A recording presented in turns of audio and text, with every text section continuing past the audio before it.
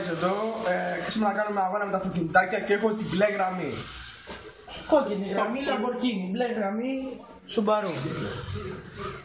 Πάμε έναν δοκιμαστικό γύρο, να δείτε πως τρέχονται τα αμαξάκια και μετά ξεκινάει ο αγώνας.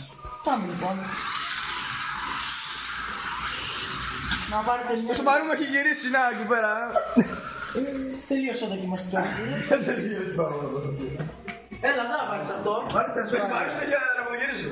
Δεν θες τα Subaru. Όχι. Ωραία, λοιπόν, πάμε. Πάντα απογυρίσει δύο αυτοκινητάκια σαν ρε ηλίθεια. Ρε ηλίθεια πάντα. Αυτό είναι το αμάξι της ασφάλειας, μην νομίζετε ότι παίζουμε και με Είμαστε οργανωμένοι. Λοιπόν, είσαστε έτοιμοι. 3, 2, 1, πάμε.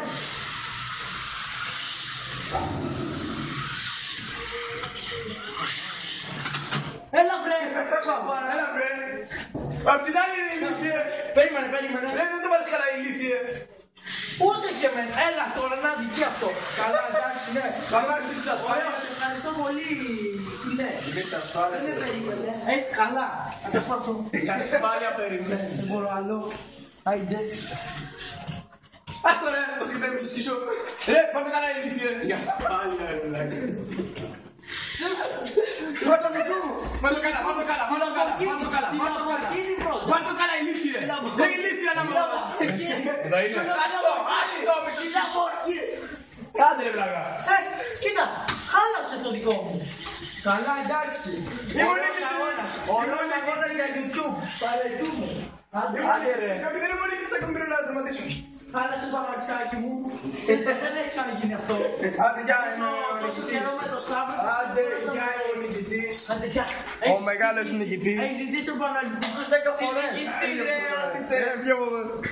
Λοιπόν, το αμάξι του νικητή πρέπει να δείτε. Μπράβο φίλε μου. Πρέπει να δείτε το αμάξι του νικητή. Την μπλε γραμμή. Τώρα δεν μπορεί ρε. Δεν γίνεται. Και τώρα θα κάνουμε ένα free running. Είναι τα μουστάκια. Να τα. Ένα highlight στο αμάξι του νικητή παρακαλώ. Καλά ναι. Έλα να δεις τι έγινε. Δεν το μιλάς. Τι έγινε. Η ασφάλεια περιμένει. Και που πήρα. Να.